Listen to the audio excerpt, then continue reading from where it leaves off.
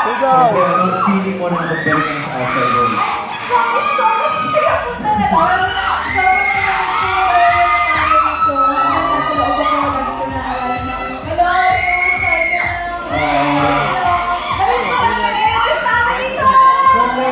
Miss pa rin namin. Si Tia, sino ka talaga sino pinaka-miss mo talaga?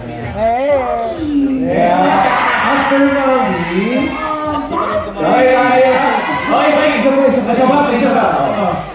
Yeah.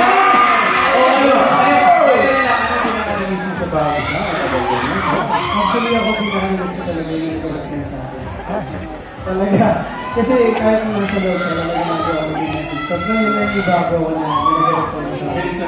Wait, nag-text ka sa kanya habang nasa loob siya? Talaga? Ay, hindi sasagot? Iba ka po? Of course, thank you so much, Team Jolly.